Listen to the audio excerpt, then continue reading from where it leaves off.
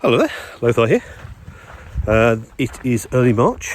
Had some interesting news for the wrong reasons about trail closures. So San Bernardino mountain area and San Jacinto area are both closed to hiking due to excessive snow levels and basically probably risks of avalanches and probably rescues would be probably a daily event if people were in there at the moment. We're hoping that the trail will reopen, and it will reopen inevitably in the next few weeks, assuming there's no massive storms. But whatever happens, whenever we go through, it's still going to be an excessive amount of snow and ice in both areas, and we just have to ultimately be prepared for it, or take a divert, or just flip-flop further north. The only challenge with that is I'm not quite sure where you would flip north to without still encountering a significant level of snow and ice. So this is the year where snow skills are going to be very important. So certainly I take it as a life skill rather than, I don't know, in most PCT years it's basically snow and ice skills is something where I think a lot of people quite understandably try to avoid if they can help it, because it's maybe something they're not comfortable with. But this year I think it's going to be hard to move up the trail in any significant way without hitting snow and ice that you need at least to have some confidence using traction devices on your shoes, reading the general conditions of the trail, and also arrest tools like the ice axe. I think I'm a fan of both ice axes and whippets in the right circumstances. I think this year I will be leaving my whippet at home and using one of my ice axes, and I think I have my spikes and crampons on standby for the different conditions. So for the first section up until San Jacinto, before assuming it opens as I'm heading up the trail, I will be carrying spikes just to sort of keep myself upright on all those areas where there's going to be residual snow and ice. The first thing in the morning, it's going to be a bit of an ice rink. There's very few places where if I do fall over I can go anywhere in terms of like snow and ice chutes or anything. So you don't need an arrest tool. I don't believe you need an arrest tool, at least until you get San Jacinto. There I would send it to Paradise Valley Cafe anyway, on the assumption that by the time I get there the trail will reopen. I am looking at those side trails to maybe avoid Apache Peak this year, because I've done that several times, a couple of times in snow and ice, and it's certainly something to take extremely seriously. So certainly watch the San Jacinto trail report, see what his views are on the trail. And there are specific places along that approach up towards Apache Peak that you really have to be decide. You may have to decide, no, time to turn around and just go back a couple of miles and take one of the side trails down to the road and then hitch into Idlewild. Similarly, if you've also got a choice of whether or not you want to do the peak San Jacinto, and if you want to do Fuller Ridge, because there are other truck trails that you can actually take to avoid both if you really want to, again once the park opens.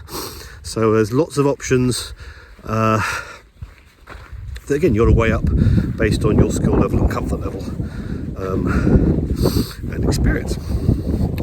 Okay, right, the next few videos are going to be talking about other gear and other decisions, certainly given the fact that this start is unusual and the considerations about gear are very different.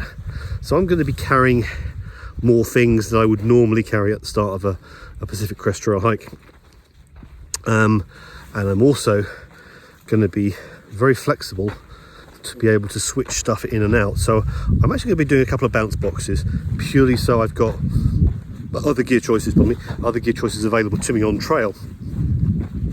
And again, I wouldn't normally do that this year, in other years, but this year I want to have extra layers on standby. I probably want another, I'm going to have a top quilt, basically a 40-degree top quilt on standby, and I'm fully anticipating at some point I'll swap to crampons for San Jacinto and probably areas through the San Bernardino mountains, and hope that'll be good grounding and confidence building, such that I've got kit that when I hit the Sierra at some point I can get through, or have a reasonable chance of getting through.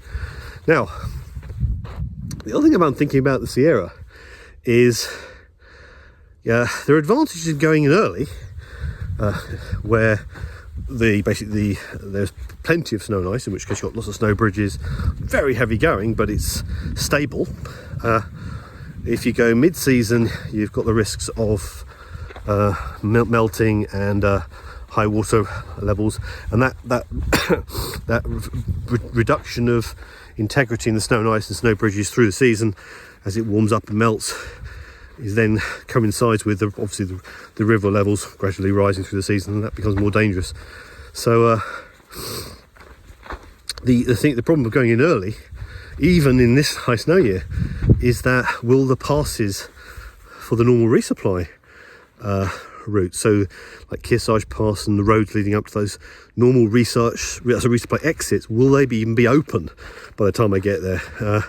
Am I going to face an almost impossible challenge of maybe hiking into Kennedy Meadows and be able to carry enough food and rest of resupplies all the way through to at least an exit like Mammoth or something, because could be that all the traditional pass roads are still socked in. We don't know. So again, it's going to be a very interesting logistical and sort of planning challenge this year, which I think is actually secretly quite exciting, because it makes the PCT, and every time I hike the PCT and sections of it, it's always very different. People ask me, why do I spend most of the time on the PCT? Simple reason is I live nearby, but also I find that every time I hike it's different. So